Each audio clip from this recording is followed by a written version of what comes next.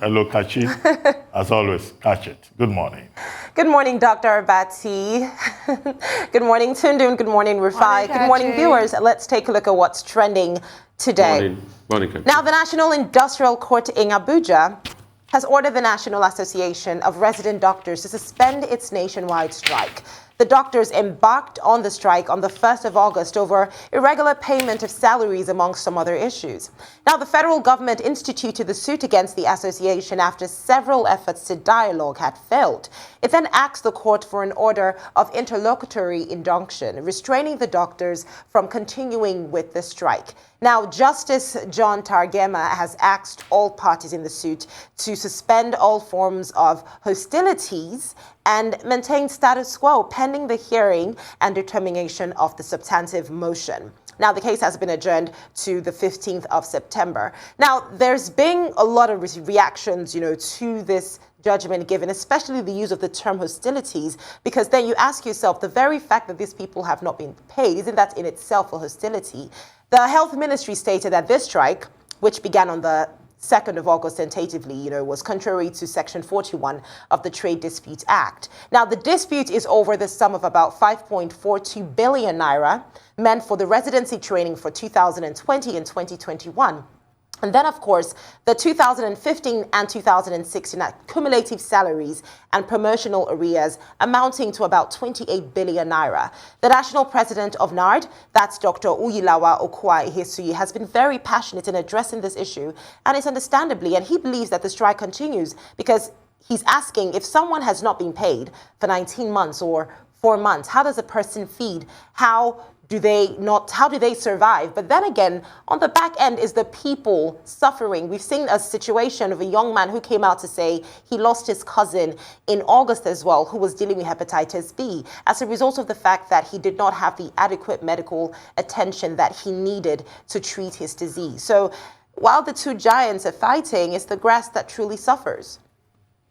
Isn't that always the case? I'm not surprised by this ruling by the National Industrial Court because public policy is always supreme when rulings are being given. And the example that you cited of somebody who lost his cousin has been replicated numerous times. So that's probably what the court is thinking, trying to just maintain medical services to Nigerians while the negotiations continue. It's most discouraging, however, that the Minister for Labour and Employment has said things like, I won't meet with the doctors again, and he seems very definitive in his stance. Hence the use of that word hostilities, because it has become a very hostile situation. This is not tidy at this point. I'm sure you've heard raised voices at different points it's in the negotiations and what have you. But I do think the National Industrial Court has done the right thing and has acted in accordance to their mandate, which is to serve the Nigerian public. And I do hope that the doctors are also served because they are a part of the Nigerian public. And if nothing, we don't learn anything from this COVID-19 pandemic, we have to learn to appreciate our medical staff. They actually risk their lives, and the idea of them going without a salary is really unconscionable, quite frankly. There were 12 issues at stake. The federal government, through the Ministry of Health, is insisting that 7 are related to the federal government and those are being treated. The 5 other issues they claim are state-related. But the National Association of Resident Doctors insists that the federal government is lying. 2. The federal government, through the Minister of Health, has also told the resident doctors, who constitute about a quarter of the total number of doctors in Nigeria, to be patriotic. And the NARD, through its national president and secretary general, has also said that, look, you can't be patriotic with injustice, with empty stomachs. If salaries are not paid, if resident doctors are not properly recognized, in terms of the conflict between what they call the payment system, the gym fees, and the IPs. And that the federal government saying that resident doctors are not necessarily civil servants. And there was also some issue about NYSC. Now, there was a breakdown in communication. This is the 4th time in 1 year that resident doctors will go on strike. This time around, they've been told no work, no pay, take it or leave it. The federal government is not moving. The resident doctors are also not shifting. The National Assembly tried to intervene. It did not work. It ended in a stalemate. And hence, the Minister of Labour, who is himself a medical doctor, decided to go to court. Now, the National Industrial Court has given an interlocutory injunction and has ordered a return to the status quo ante bellum until the determination of the motion on notice. And the case has been adjourned. Look, this is like postponing the evil day.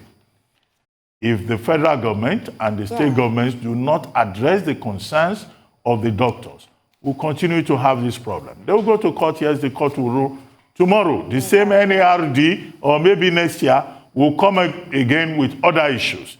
And the key issue is about government not meeting its own part of the agreement. And this is the same issue we have had with other unions in the country, notably the Academic Staff Union of Universities, the Academic Staff Union of Polytechnics, and other unions. With the health sector, it is a very dangerous and frightening situation. Because as we speak, we face, like other parts of the world, a public health crisis with the challenges of COVID-19. Now, it's not just COVID-19 that is the issue right now. There's also the issue of cholera in 22 states. Taken together, over 600 deaths have been reported. There's also what they call the Marburg virus disease, which has shown up in Equatorial Guinea, in Cote d'Ivoire, and also in Nigeria. And then on top of all of this, you have a mass exodus of Nigerian doctors to Dubai and other parts of the world where there are better conditions to service. I think we need to take a more serious look at what is happening in the health sector. The tragedy of it is that most of the key negotiators, they are also themselves medical doctors.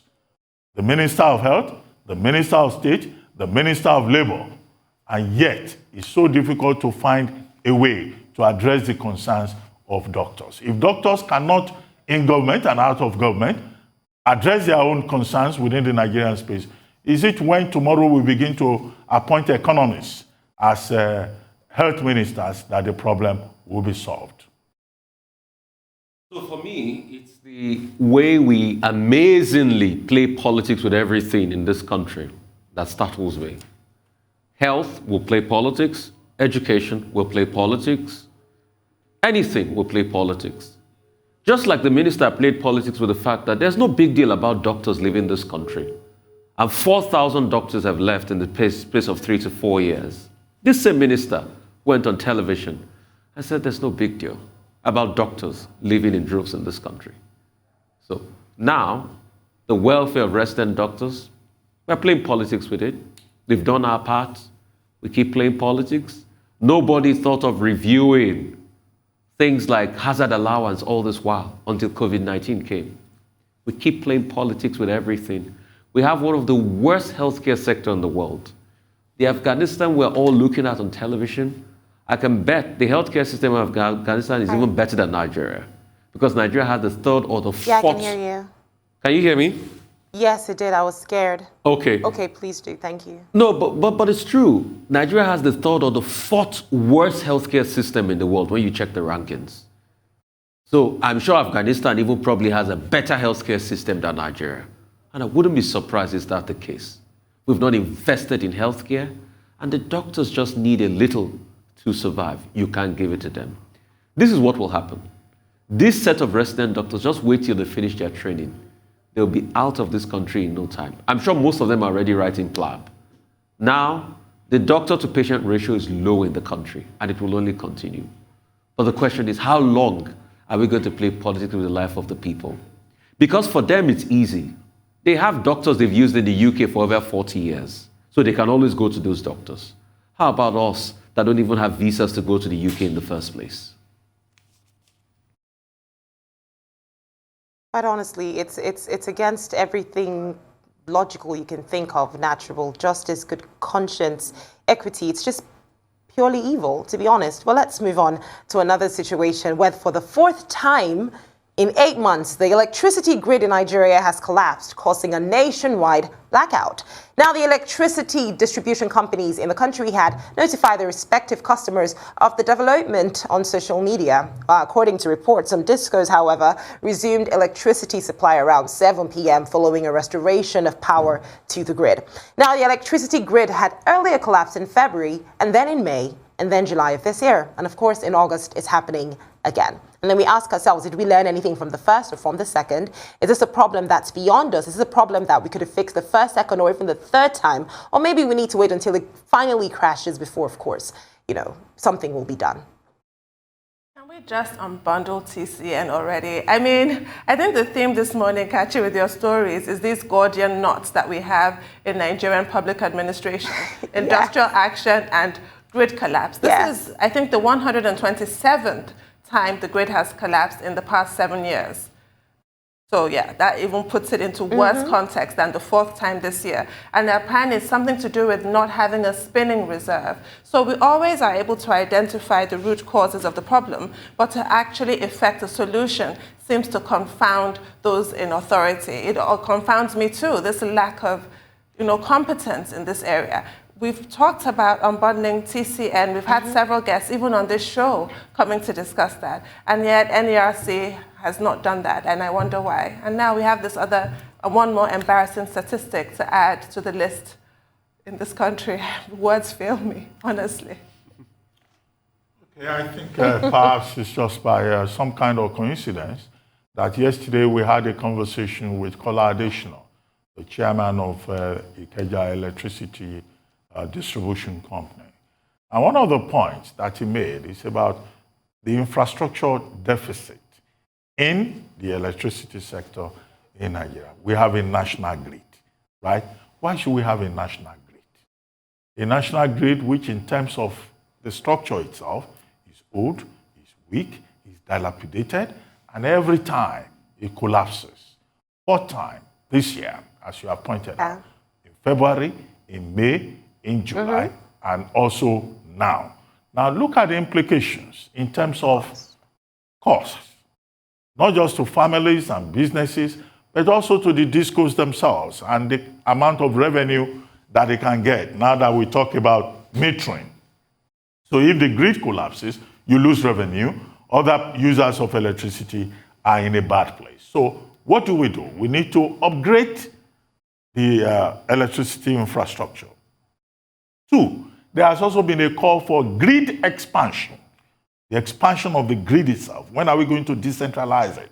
When are we going to expand it? So that all of us, all the discos, everybody will not be depending on just one grid, which in itself is an indication of the unitary system that we run in Nigeria.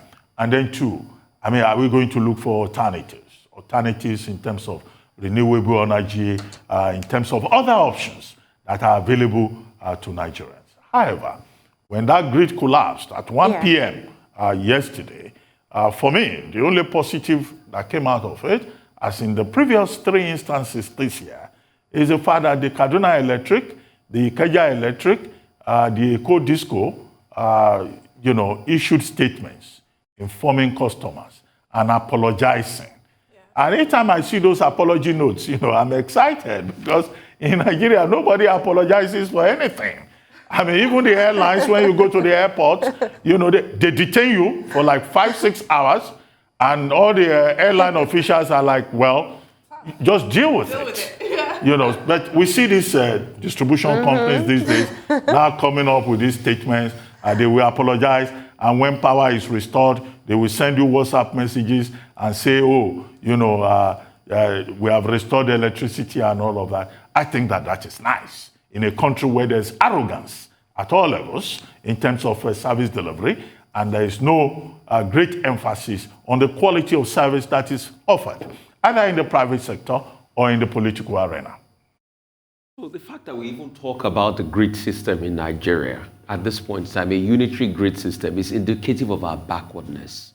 When people have different energy mix all over the world, and they're doing great things with energy, it's even more appalling that we forget that we built the first power station in this country in 1926 or 27, Ijora. It's appalling, and we've not been able to get it right since that time. And Michael Faraday discovered electricity in the 1700s. Edison built the first power station and generated electricity in the 1800s. Over 100-year technology, we can't perfect it. So what can we get right? If we can't get a technology that has lasted over 100 years and gone through different iterations. For me, it's going back to that Power Act of 2005. We must liberalize the grid system. Let every area be able to produce their electricity. They must not send to a national grid. Because how are you sure that the grid is even going to get better when you upgrade it and make it even better? We signed up a deal with Siemens. Oh, expanding, doing a lot of work on the grid. At the end of that, will it improve power? Mm-hmm. So people must be able to generate with other sources. And that's why I'm happy, to some extent, about the rural electrification thing that is coming up, that is not grid dependent, but renewable energy. So these are the things we should look into. We could look into wind, we could look into solar and some other things like that. But it must not be to a general grid system. Because a grid collapse, people that buy electricity in bulk must not be stopped. We can even use gas to generate electricity on large scale. Let's just wrap this up. As we're going to take a quick break now. I'm sorry to cut you short there, Rufai. Let's take a quick break on the morning show, Rufai. We'll get back to the point you were making, of course, and take a look at what else is happening and what's trending. Stay with us.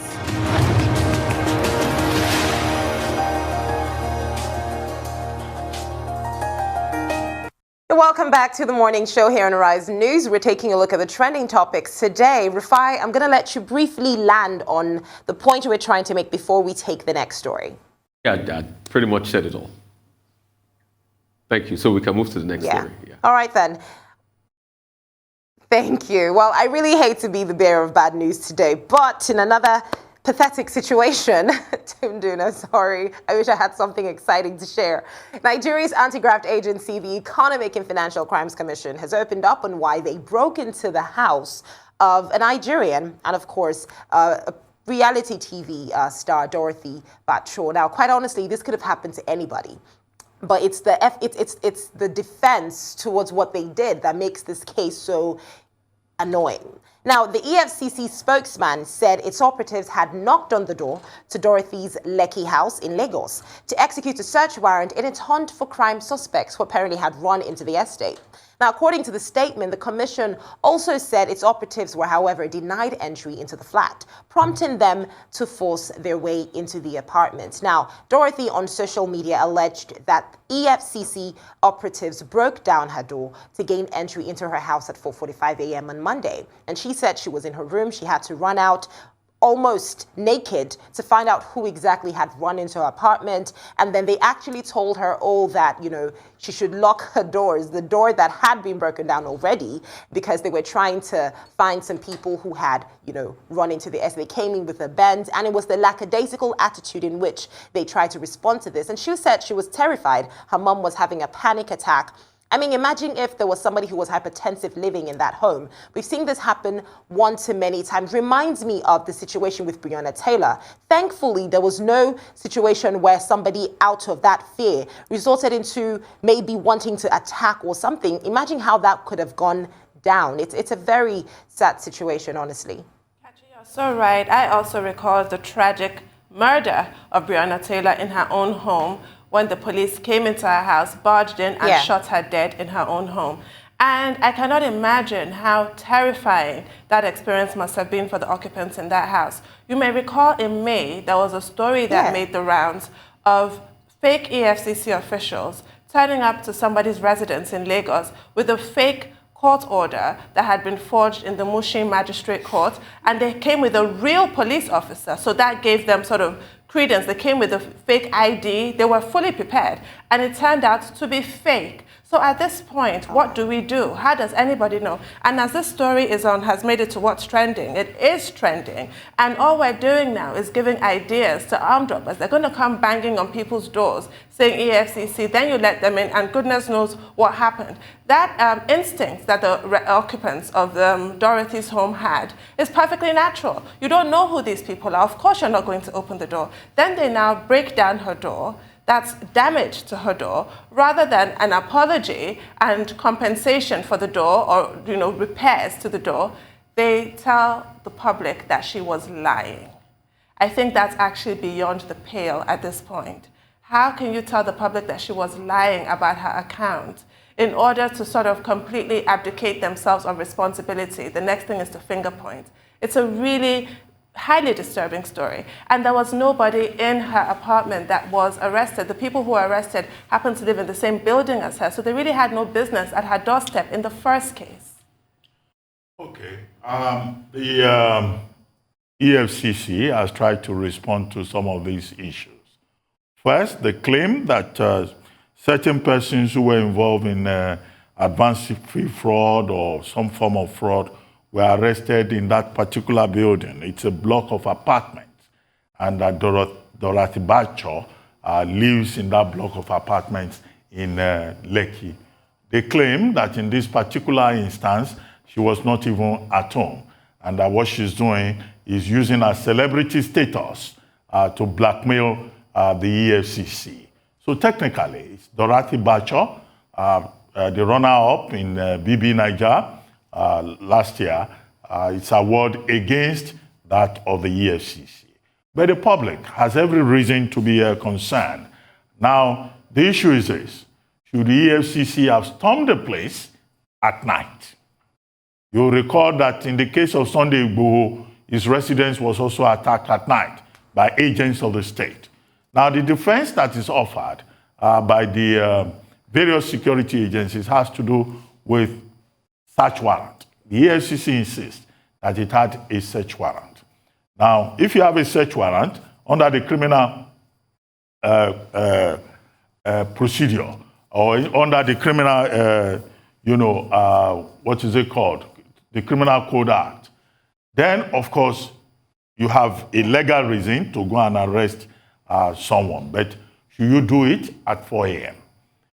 The EFCC and other agencies quote Section 148, Sections 143 to 148 of the Administration of Criminal Justice Act says that once there is a search warrant, you can arrest anybody. But they insist that Section 148 of the ACJA 2015 is very clear. It says that any person can be arrested at any time of the day, whether it is Saturday or Sunday, or it is any time of the day whatsoever. The second issue that this has posted is, should they go about it in a destructive manner? That's also another concern. The third leg of it, of course, is that the average citizen has every reason to be worried.